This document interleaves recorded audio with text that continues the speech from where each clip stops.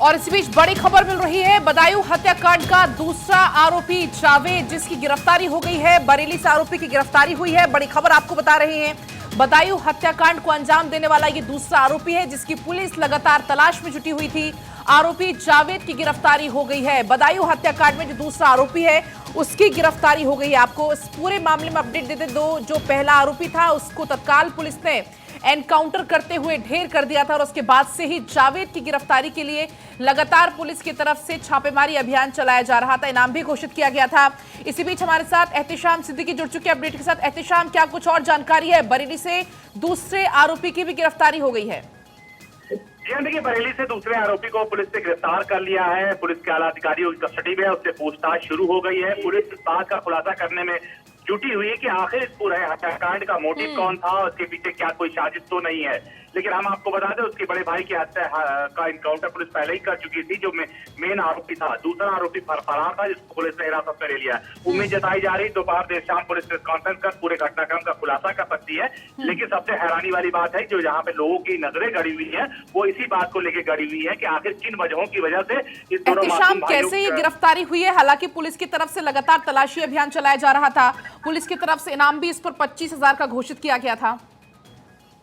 देखिए, पुलिस लगातार इनके ठिकानों पर दबिश दे रही थी और पुलिस के जो सोर्सेस थे वो बहुत एक्टिव थे, क्योंकि आजकल सर्विलांस का जमाना है और बहुत हाई प्रोफाइल परिवार से नहीं था, बहुत गरीब परिवार से भी ये भी व्यक्ति था। इसलिए पुलिस को उम्मीद थी ज्यादा दिन तक भाग नहीं पाएगा, तो कहीं न कहीं अपने रिश्तेदार या अपने परिजनों के यहाँ छिपा हो सकता। उसी के निशानदेही में पुलिस ने एक छापा मारा, जहां से इसकी गिरफ्तारी पुलिस ने कर लिया है। अब पुलिस के सामने सबसे बड़ी चीज है कि पूछताछ के बाद, क्योंकि 25,000 रुपए का इनाम रखा हुआ है, और पूछताछ के बाद पुलिस ने ये खुलासा करने की जुगत में होगी कि आखिर इस पूरे हत्याकांड के पीछे की मुख्य वजह क्या है।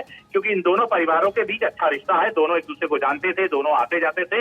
लेकिन अचानक कैसे हुआ कि दोनों ने इस पूरे घटनाक्रम को अंजाम दिया। जी, क्योंकि एहतेशाम, जब जो मासूमों के माता पिता से जब बात हो रही है, उनका सिर्फ और सिर्फ यही कहना था कि जो दूसरा आरोपी है जावेद, उसकी जल्द से जल्द गिरफ्तारी हो और उससे पूछताछ हो, क्योंकि हमें पता करना है कि आखिर उसने क्यों किया, उससे किसने करवाया। तो अब उम्मीद है कि पूछताछ में कुछ और बड़े खुलासे की संभावना।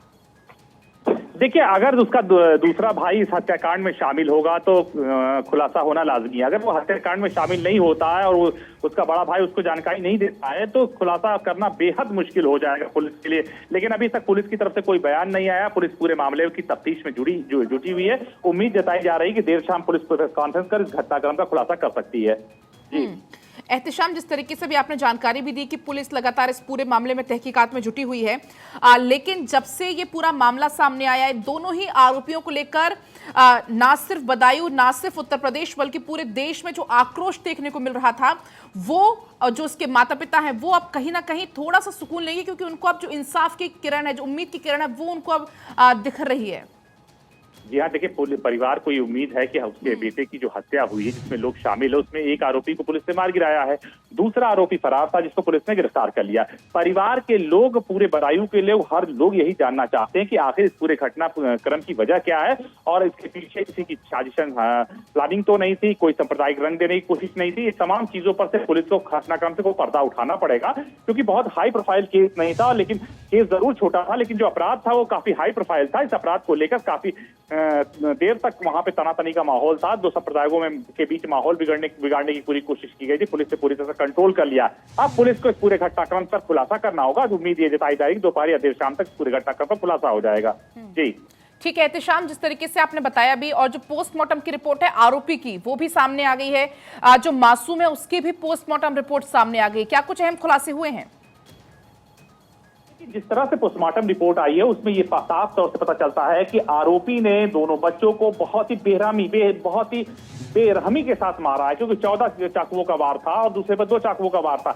ऐसे में कहीं न कहीं ये अपराध बहुत ही गंभीर किस्म का अपराध होता है। लेकिन कोई इंसान जिसके घर आता जाता, जिस बच्चों के साथ मिलता जुलता है, उसके ऊपर इस तरह के भूत खून का भूत सवार होता है और अचानक उसने पूरे घटनाक्रम को अंजाम दिया है। लेकिन उसके पीछे वजह क्या है, ये वजह कोई दोनों परिवार नहीं जान पा रहा है। दोनों परिवार इस बात को लेकर बहुत चिंतित है कि आखिर इसकी वजह क्या थी, जिसकी वजह के बाद उसके बेटे ने इस तरह की घटना को अंजाम दिया है।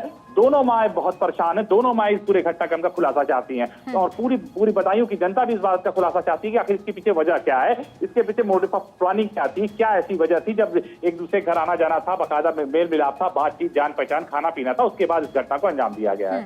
जी। अच्छा, जो पुलिस के वरिष्ठ अधिकारी हैं वो इस गिरफ्तारी को लेकर या इस पूरे घटनाक्रम को लेकर क्या कुछ फिलहाल बोल रहे हैं? देखिए, पुलिस के आला अधिकारी अभी भी कुछ बोलने को तैयार नहीं है। उनका साफ मानना है कि बोलने से कहीं न कहीं कुछ गलत मैसेज जाएगा और पूरी बच्चों की आचार संहिता लगी हुई है, कहीं न कहीं लाइन ऑर्डर भी कर सकता है।